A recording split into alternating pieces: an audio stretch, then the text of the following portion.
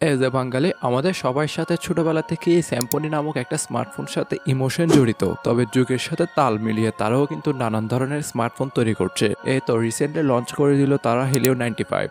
স্মার্টফোনটার back camera লুকটাই অনেকটা iPhone air কিংবা Google pixel থেকে ইন্সপায়ার বলতে পারেন। অফিসিয়ালভাবে লঞ্চ হওয়ার কথা থাকলেও এখনো অফিসিয়ালভাবে এটা লঞ্চ হয় নাই বিদায়। এই স্পেসিফিকেশনগুলো আমি ওভারঅল স্ক্রিন বা লিক্স এন্ড রুমার্সের তথ্য অনুযায়ী বলছি, তাই লঞ্চ হওয়ার পর অবশ্যই কিছু চেঞ্জ হলেও হতে পারে, যেগুলো আমি অবশ্যই ইন ডিটেলস ভিডিওতে আলোচনা করব।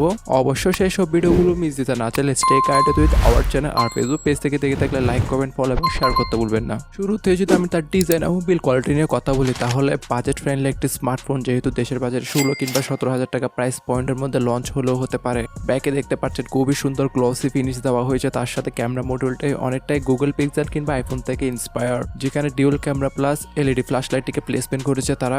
দেখে মনে হতে পারে ব্যাকে স্বচ্ছ কাচের ব্যবহার হয়েছে, তবে না, সম্পূর্ণ প্লাস্টিক ইউজ করা হয়েছে, যেটা কিছুটা ফিঙ্গারপ্রিন্ট ম্যাগনেটও ছিল। ফিজিক্যাল ওভারভিউর কথা উঠলে এখানে আমরা সেকেন্ডারি স্পিকার, সেকেন্ডারি মাইক্রোফোন, তার সাথে আয়ার ব্লাস্টার সবকিছুই পাবেন। তবে মনে করতে পারেন যে সাইড মাউন্টে ফিঙ্গারপ্রিন্ট দিয়েছে না, এখানে কিন্তু আপনার আন্ডার ডিসপ্লে ফিঙ্গারপ্রিন্ট সেন্সরকে প্লেসমেন্ট করেছে।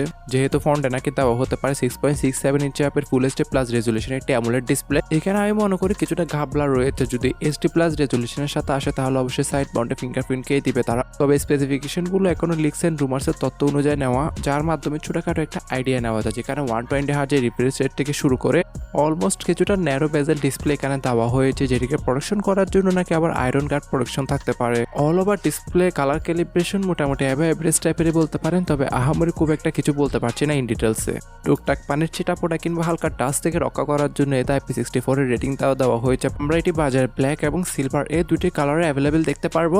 ইউআই হিসেবে যতদূর জানা গিয়েছে নাকি এখানে অ্যান্ড্রয়েড 15 এর সাথে আসতে পারে, 16 এর কোনো ইন ফিউচার আপডেট দিবে কিনা তা আমি জানি না। আর তাদের ইউআই সম্পর্কে জানেন কিছুটা প্রি ইনস্টল অ্যাপ এবং অ্যাডস থাকে, যেগুলো চাইলে আনইনস্টল কিংবা অফ করে দেওয়া যায়, যেটিকে সম্পূর্ণ রান করার জন্য কিংবা এর চালিকা শক্তি হিসেবে এতে দেওয়া হয়েছে মিডিয়াটেকের আপনার হেলিও Z100, যেটা 6nm নটের উপর তৈরি করা যথেষ্ট ক্যাপাবল একটা চিপসেট আপনার মিডিয়াম যারা ইউজার রয়েছেন তাদের জন্য। যেহেতু প্রাইমারিতে 8GB র্যাম LPDDR4X এর, তার সাথে UMCর একটা স্টোরেজ টাইপ থাকতে পারে 128GB, তাই অল ওভার আপনারা যারা ক্যাজুয়াল টাইপ ইউজার রয়েছেন কিংবা গেমার রয়েছেন তারা মোটামুটি সন্তুষ্টি থাকলেও থাকতে পারেন। তবে গেমিং এর প্রসঙ্গে আহামরি খুব একটা যেতে পারছি না, যেগুলো ইন ডিটেলস ভিডিওতেই আলোচনা করা হবে বিস্তারিত স্বরূপ। তবে ভালো ব্যাপার, এতে নাকি জাইরোর মতন সেন্সরটাকে এবারে দেওয়া হতে পারে।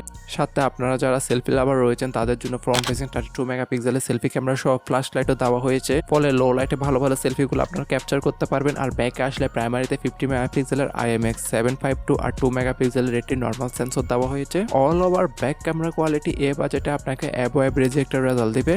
তবে ব্যাক ক্যামেরা দ্বারা জানা গিয়েছে সর্বোচ্চ 1080pতে এই ভিডিওগুলো শ্যুট করা যাবে, আর যেটিকে সম্পূর্ণ ব্যাকআপ করার জন্য 5000 mAh এর ব্যাটারি, তার সাথে 33 ওয়াটের একটি ফাস্ট চার্জিং ব্রিক ওইসব নাকি বক্সে দেওয়া হবে। এখন অল ওভার যে বেস ভেরিয়েন্ট রয়েছে 128GB দেশের বাজারে আমরা 16 কিংবা 17,000 টাকা প্রাইস পয়েন্টের মধ্যে দেখতে পারবো ইন ফিউচারে খুবই শীঘ্রই। তবে এই বাজেটে আসলে এটা নেওয়ার যোগ্যতা রাখে সেটা অবশ্যই ইন ডিটেলস ভিডিওতে আলোচনা করা হবে, যেহেতু এর পারফরমেন্স অথবা এর কিছু সেকশন নিয়ে কোনো ফুললি আলোচনা করা যাচ্ছে না, যেগুলো লঞ্চ হওয়ার পর এর ইন ডিটেলস ভিডিওতে আলোচনা করা হবে। তাই সেসব ভিডিও মিস দিতে না চাইলে অবশ্যই stay connected with our channel.